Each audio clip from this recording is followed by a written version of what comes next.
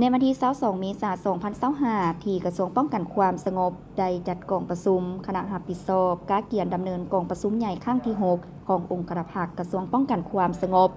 โดยภายใต้การเป็นประธานของท่านพลโทกุ้งทองพงษ์วิจิตรกรรมการศูนย์กลางภาคห้องเลขาคณะพักห้องรัฐมนตรีกระทรวงป้องกันความสงบมีบรรดาสหายห้องเลขาคณะพักกระทรวงคณะประจำภาคคณะพักกระทรวง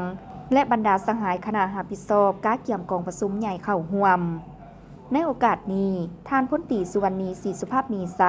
คณะประจำภาคกระทรวงหัวหน้ากรมใหญ่การเมืองป้องกันความสงบได้ผ่านมติตกลงว่าด้วยการแต่งตั้งคณะรับผิดชอบการเกียรดำเนินกองประชุมใหญ่ขององค์คณะภาคกระทรวงป้องกันความสงบครั้งที่ 6ทั้งนี้เพื่อเฮ็ดให้การกาเกี่ยมกองประชุมใหญ่ขององค์คณะภาคกระทรวงป้องกันความสงบครั้งที่ 6ดำเนินถูกต้องตามกฎระเบียบของภาคและติดพันกับการปรับปรุงบูรณาการจากการจัดตั้งระบบแบบแผนนำพาของภาคให้มีความปลอดภัยเข้มแข็งนักแน่น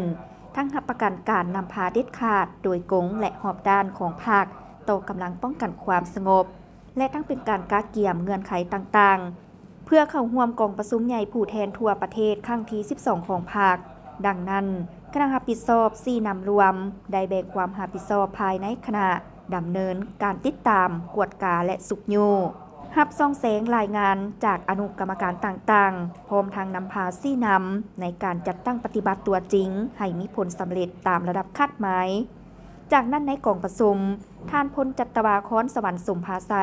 คณะภาคกระทรวงห้องหัวหน้ากรมใหญ่การเมืองป้องกันความสงบได้รายงานผลสำเร็จการจัดตั้งดำเนินกองประชุมใหญ่ของบรรดากลุ่มกองอ้อมข้างกระทรวง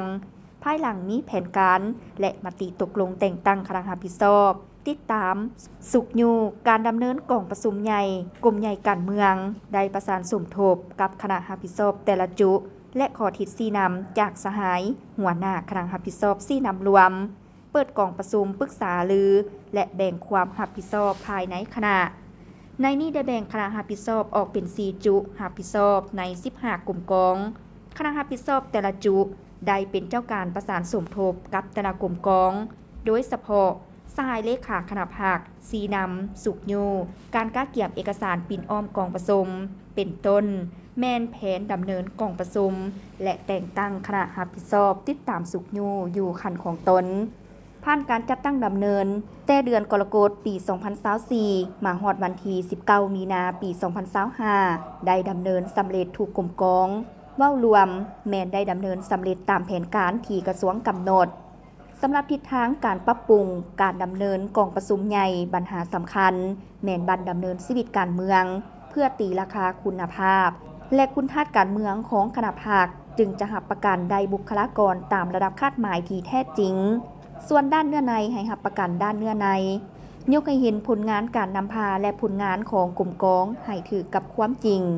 ส่วนด้านพิธีการก็คือเวลากองประชุมต้องได้กวดกาและปรับปรุงเติม